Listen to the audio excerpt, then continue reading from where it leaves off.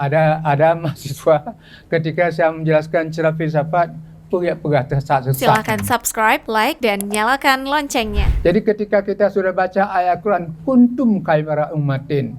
Umat Islam di Indonesia ini 80 sekian persen umat Islam, tapi tidak tampil sebagai orang yang khaira ummatin.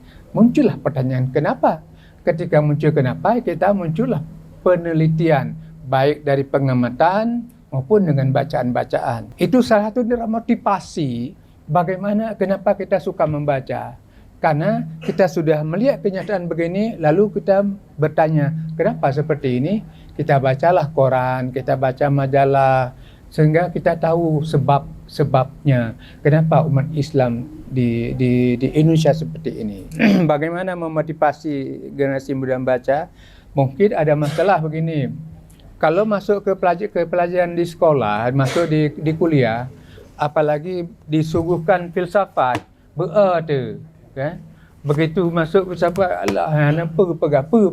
Malah ada mahasiswa ketika saya menjelaskan cerah filsafat, pegah tersesat kan. Jadi dianggap sesat karena ketika jelas filsafat memang agak sulit, ya. Nah, sering kalau Anda menghadapi seperti itu, ada kesulitan. Karena awal langsung belajar filsafat atau ilmu-ilmu seperti itu. Nah, karena itu mulailah yang ringan-ringan. Dalam ilmu pengetahuan ada pengetahuan ringan, sejarah. Baca sejarah-sejarah tokoh, sejarah ini menarik kita. Baca Cut Nyadin, baca Cut Mutia, baca Malahayati, baca Tengku Sitiro. Nanti kita akan semakin suka membaca. Dengan itu nanti kita akan terus-menerus terbina membaca itu. Nah, baca novel. Novel itu bisa memberikan semangat kita membaca. Begitu kita baca satu episode, bagaimana nih episode kedua? Kita baca lagi kedua. Bahkan sedang memakal ini menyelesaikan episode ketiga. Banyak sekali motivasi membaca itu. Boleh baca novel, tapi cari novel-novel yang mengarah kepada kebaikan. Jangan baca novel-novel yang merusak atau termasuk merusak bahasa. Tapi di Indonesia sudah banyak yang menulis yang bagus, kayak Habibur Rahman Al-Suradi.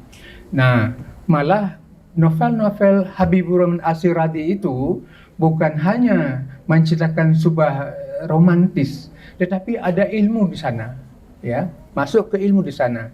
Bisa saja ilmu akhlak yang ada di kitab-kitab diangkat. Ada saja yang ayat Al-Quran diangkat. Misalnya coba lihat semua buku beliau itu temanya cinta. Saya bertanya pada beliau, pernah sama-sama dengan beliau, kenapa Bapak banyak sekali menulis cinta? Itulah kan inti Al-Quran kan itu. Inti Al-Quran adalah menciptakan manusia rahmat bagi semesta alam. Tidak mungkin terjadi rahmat bagi semesta alam kalau tidak ada rasa cinta pada manusia. Nah, dia lihatlah bagaimana orang Islam meladeni orang non-Muslim, muncullah ayat-ayat cinta.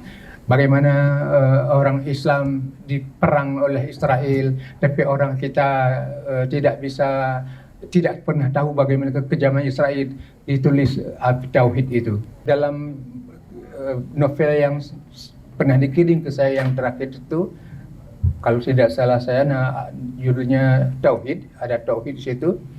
Itu termasuk ada ilmu tentang bagaimana orang Yahudi bisa menjajah orang Palestina. Ada cerita di situ. Bagaimana Said Nursi membela orang-orang Islam ketika negara Turki itu ingin dipraktek menjadi sekuler. Dan bagaimana ketika beliau di penjara bermacam kalah, lalu bagaimana cara tetap tidak pernah beliau kalah dalam politik, tetapi tidak pernah kalah dalam ide. Ketika beliau keluar di penjara, beliau pergi ke desa, mereka angkat lagi tulisan-tulisannya sampai sekarang hidup.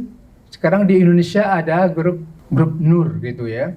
Itu memang sedang disampaikan pikiran-pikiran orang-orang dari Said Nursi. Di Turki ada sebuah wadah kayak tasawuf pada kita itu, nama bahasa Inggrisnya Nursi Group. Saya ikut beberapa kali. Itu pemikiran-pemikiran dari Said Nursi itu kuat sekali untuk persatuan. Beliau tidak pernah menyentuh perbedaan-perbedaan. Beliau mengambil semua tulisannya dari tafsir, tidak pernah dari fikih, sehingga mudah disatukan masyarakat Turki sekarang, sehingga Islam di Turki kembali kuat. Erdogan yang sekarang jadi presiden, mulai jadi Perdana Menteri, itu dibantu oleh mereka. Padahal negara sekuler, tapi terpilih ulama menjadi presidennya. Itu kenapa? Ini ada pengaruh dari grup ini. Ini yang kita belum lakukan di Indonesia. Kita selain membanggakan satu tengku seperti ini, kemudian ada yang lain itu ulamanya, yang lain ulamanya, sehingga pengikut ulama saling bentrok. Di Turki tidak itu. Dan Syekh Nursi menghindari konflik-konflik seperti itu, selalu menulis yang bisa membawa kemajuan. Nah, jadi karena itu baca novel juga sangat bermanfaat untuk meningkatkan semangat kita untuk membaca seterusnya. Kalau pengalaman saya memang di SD saya sudah baca novel-novel kecil, mulai dari cerpen-cerpen. Terakhir sempat saya baca buku novel SD ya. Waktu SD saya sudah baca buku novel Hamka, Tenggelamnya Kapal Penderwik. Dan kemudian sempat saya baca novel yang agak politik ditulis oleh Hasan Saleh, cerita orang di ITI berjuang di hutan begitu. Menarik. Dan itu kemudian terusnya ketika saya selalu ada novel orang saya pinjam baca sampai di S1 saya baca novel-novel orang Jawa, Ken Anggrok, Surapati dan lain, saya baca semuanya. Gajah Mada, dan ada novel orang Aceh, Jempa namanya. Ya, mungkin ada yang baca Jempa. Bagus sekali. Selain menjelaskan bagaimana kedudukan manusia, kemudian bagaimana menghindari maksiat. Dan ada satu yang sangat menarik. Seorang anak perempuan yang sudah sangat cinta pada seorang laki-laki. Orang laki-laki itu pun sangat cinta pada perempuan. Tapi perempuan dipaksa untuk kawin dengan orang lain. Satu waktu anak perempuan lari di tengah malam, ketemu dengan orang laki-lakinya itu, kepingin bermacam-macam. Duduk di pinggir sungai Aceh itu ya. Bukan sungai Aceh, sungai yang dari mata air itu. Tapi apa yang dilakukan oleh laki-laki ini? Dia baca Qul a'udzu birabbin nas, malikin nas, ilahin nas, min syarril waswasil khannas.